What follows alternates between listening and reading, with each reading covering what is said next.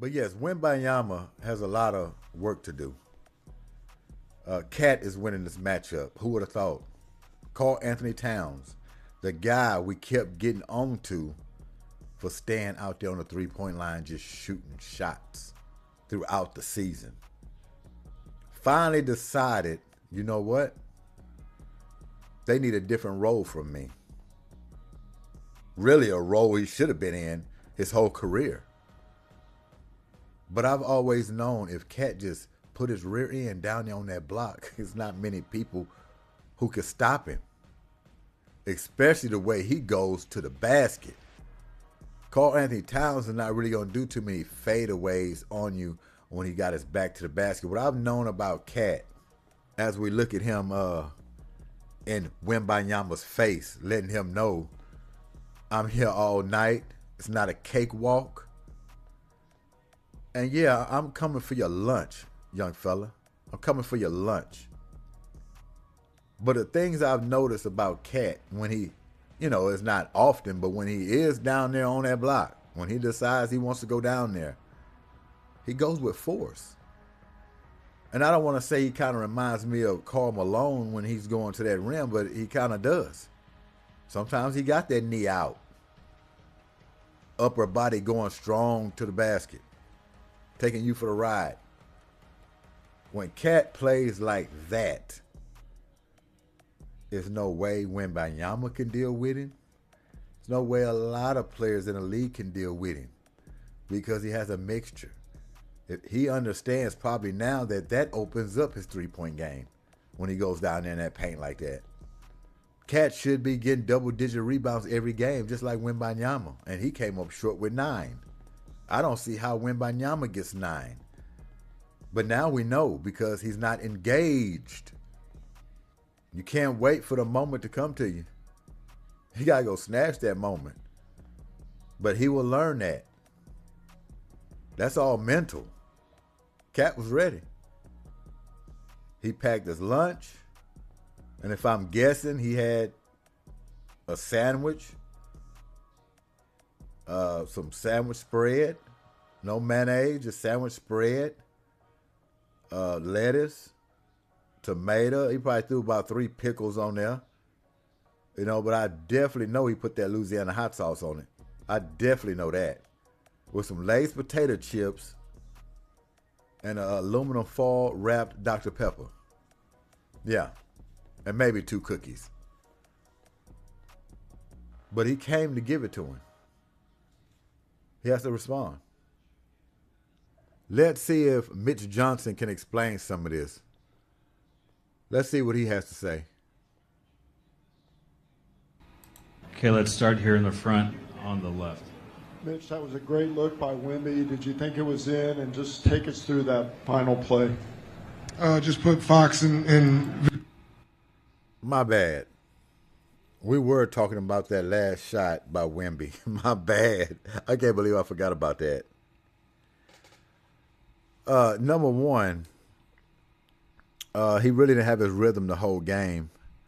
And like I said before, I understand why Mitch Johnson went his way. I mean, he's a franchise. He's the best player on the team. He's the guy you want to go through. You want to live and die by. But it just wasn't Wemby's game. And if you're going to go to him or draw something up for him to take the last shot, tell him to put pressure on the rim. Now, I know the refs allowed them to play. I understand clock winding down, more than likely they're not going to call any fouls. But I'm sorry, I got to take my chances. I got to put the pressure on the rim. It's too much time on the clock just to swing it over to a guy and just say shoot, and not even a 3, which you don't need a 3, but just a 2-pointer deep like that, just to shoot it. And if he makes it, you win. If he doesn't, you lose. In the finals, regular season, that might have been fine. But in the finals, that's what makes that a bad play call. Not only that, you had your guy De'Aaron Fox, who was already rolling.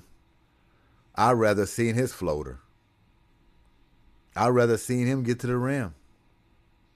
That just seems like a bailout shot to me. It does. You work too hard, you grinded through this whole game, battered and bruised, y'all tugging and pulling, bumping each other, getting in little scrums, to go down to just say, shoot a long two. Wemby should have put his head down, went strong to the basket, put it on the refs. He's so-called an upcoming superstar. Who knows? They might have gave him the whistle. Might have gave it to him. But to shoot that shot at that time in this series, knowing you're already down, I wouldn't be willing to rely on that.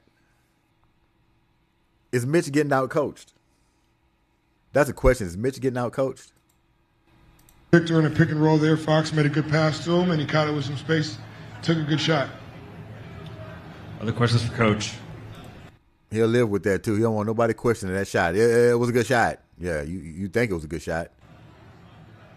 Front row here, in the middle. Coach, what did you see from your team when you made that 14-0 run to tie things up in the fourth quarter there? Anything that you can carry into games 3 and 4?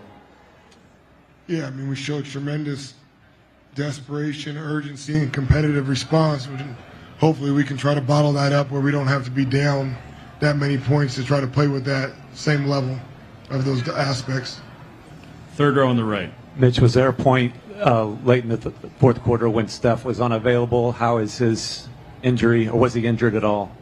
Right when he went out, I'm not sure. I know when I checked on him with the training staff, he was available. So I don't believe he was not, but I didn't check immediately after.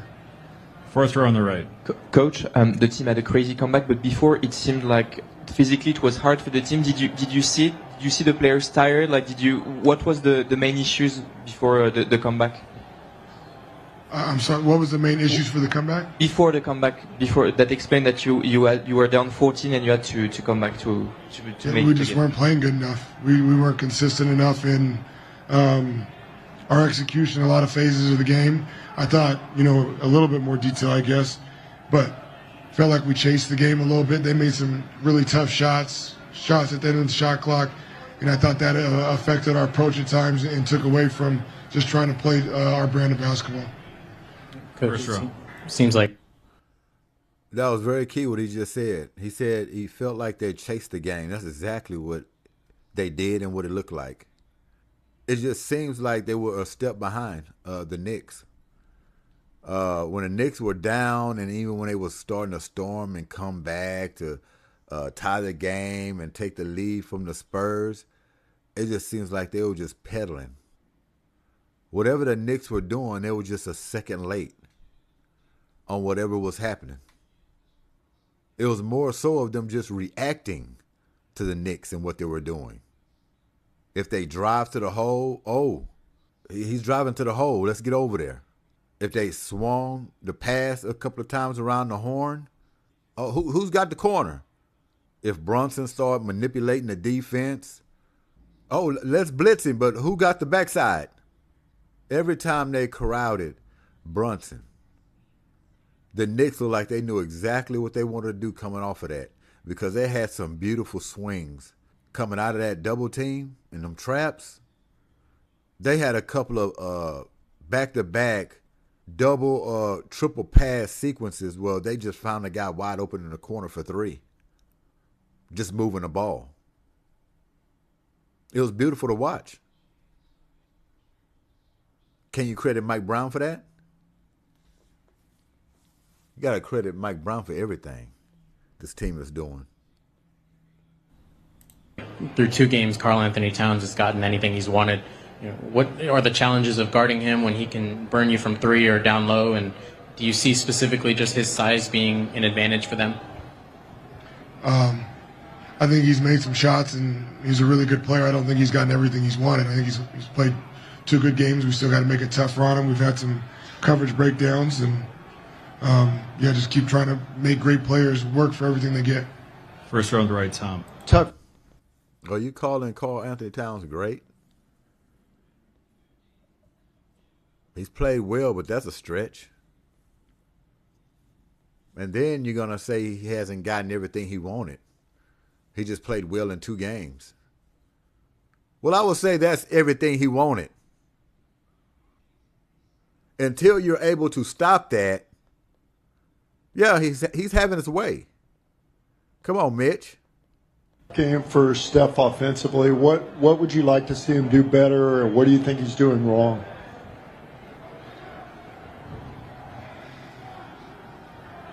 I think he probably just got caught up in the air a few times trying to make some decisions. They do a great job of multiple efforts and getting back out after they show a crowd. And so sometimes it's just an early pass or it's the pass to your teammate to let that guy make a play. And if you get caught with one extra dribble or up in there, they do a really good job of recovery. Fifth row on the right, Tim.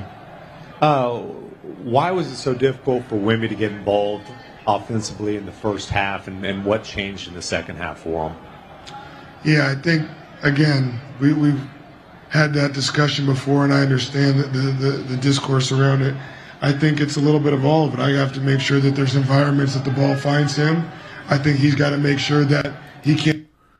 Exactly. That's the whole point. That's why they keep bringing it up. You are the head coach.